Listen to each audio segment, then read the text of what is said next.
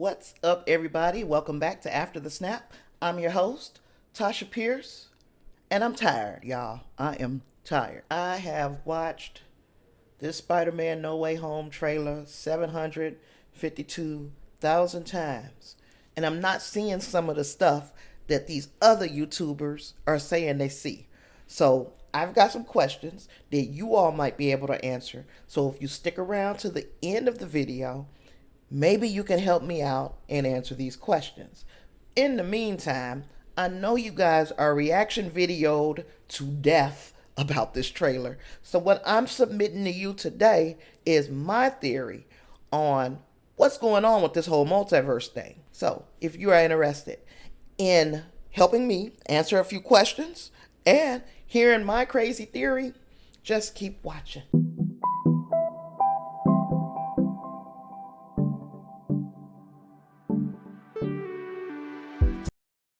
So in the Spider-Man No Way Home trailer, we saw Doctor Strange and Spidey create one massive oopsie. Oops. Oops. What does that mean? What do you mean? No, I got it. I'm Listen. saying, oops there.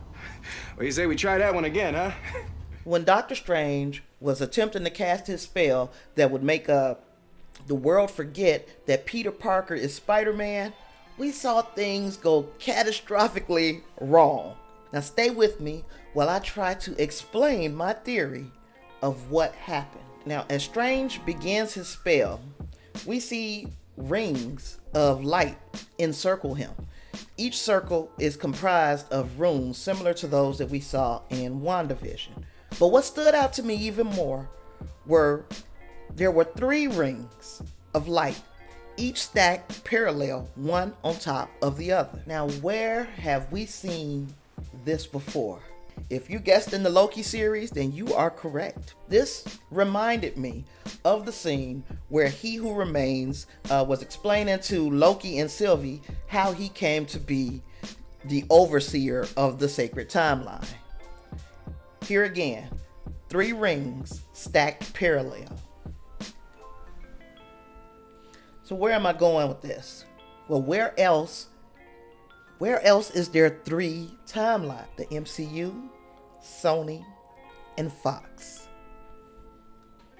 While I do remember that technically Spider-Man is a Sony property, we've never seen him in the Sony universe. So far, we haven't seen these 3 worlds cross until this trailer. We've seen hints of Electro, Sandman, Green Goblin, and depending on who you ask, we saw Lizard. There's rumors of Michael Keaton returning as the Vulture, and a confirmed Doc Ock. So we've got most of the Sinister Six right here in this movie. And what makes this unique is that some of those properties are owned by Sony. Back to my theory. When Doctor Strange's spell collapses, those 3 timelines crash together into like a ball. So forget branches. Those timelines landed one on another, creating one very crowded reality. So I know you asking yourself, Auntie, what does all this mean? Well, of course, darling, this opens the door to many possibilities. We can see scenarios where the heroes from those alternate realities are fully formed and active, and then they may crash into the main MCU ready to fight. And if the villains are ready to seek revenge against Spidey for derailing their evil plans, why couldn't we see a team of heroes ready to protect him? And we could also possibly or potentially see Tom Holland's Spider-Man be trapped in another reality, namely the Sony reality. He could ultimately be sent there by accident. I could also see him being sent away intentionally to a world where no one ever found out his secret identity. Now, this may be something we see in the Doctor Strange movie, because we can see things are getting so wild in Spider-Man that events are probably going to carry over. Unfortunately, if this Spider-Man movie carries over to the Doctor Strange movie, those 2 movies will end the contract between Sony and Marvel over the use of Spider-Man. So I think that this will be setting up Spider-Man to enter the Sony universe and stay there. Now, that would mean that we were still going to get more Spider-Man content. It just won't be affiliated with the MCU unless another deal is struck. So, in my theory, I feel like we could get one or two new heroes in Spider-Man. And I'm not talking about the other two Spider-Man who are reported to be appearing in this movie anyway. I mean really new to the MCU heroes. And there are so many heroes on the docket that we're getting anyway. We're getting Riri Williams, but we're getting her in Wakanda Forever. We're getting She-Hulk, but we're getting her on her Disney Plus show. We're getting Moon Knight. We're getting Kate Bishop. We're getting all of these new characters.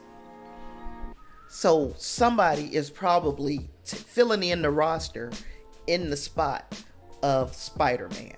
So as heartbreaking as it is, we'll get some new heroes, but we gotta lose some to gain some. Technically, I'm team Daredevil. I hope we get to see Matt Murdock in this film, and there are those who say they may have spotted him in the trailer.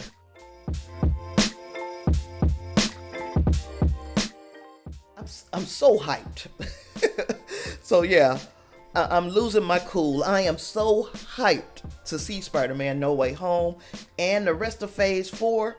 It looks like it's going to change the entire landscape of the MCU. We might have to say goodbye to some of our heroes or some of our faves, like Spider-Man, but we're going to gain a whole new roster of good guys. And I know you're ready for that. So, let me know your thoughts on my theory in the comments below. Oh, before we go, my questions about the trailer. In the beginning of the trailer, kind of towards the beginning, Spidey or Peter Parker was standing at a car where there was a black woman in the car. I don't know what conversation they were having, of course, because they didn't show that. Who is that woman? I don't remember seeing her before. We see her again later in the trailer, so I'm like, is she somebody important? Why are we seeing this lady? So that's one question that I have. My second question was, there are people reporting that they saw Lizard in this trailer. My question is, where? Because I ain't see him. I don't know if it's because, I'm visually impaired and I'm a little hearing impaired. So I didn't see it. I didn't get it. So if you saw that, please let me know where I can look at it and see, because I just don't see him. The third question I have is, what the hell is going on with Doctor Strange? Doctor Strange is acting strange in this trailer, and something about him just doesn't seem right. Let me know if he kind of rubbed you a little differently in this trailer, and what the hell is going on with the Sanctum Sanctorum? Like, why is it snowing in there? Now, one of my theories about that is that the hole that Hulk created when he came down through the Bifrost was never repaired. But if I'm a freaking magician, in fact, the Sorcerer Supreme, wouldn't it be quite easy to repair that hole unless the magic of the Bifrost is keeping them from repairing it? That's the only thing I can think of. Why is it snowing in the Sanctum? Don't make sense to me. Something is wrong. Something was wrong before Doctor Strange cast that spell, after Wong specifically asked him not to do it while he was going on vacation to Shang-Chi. So anywho, if you got the answer to any of those questions, I am all ears, because I'm lost on that aspect, and I think I'm a pretty knowledgeable MCU fan. So who are these people? What the hell is going on? And why is there a hole in the Sanctum?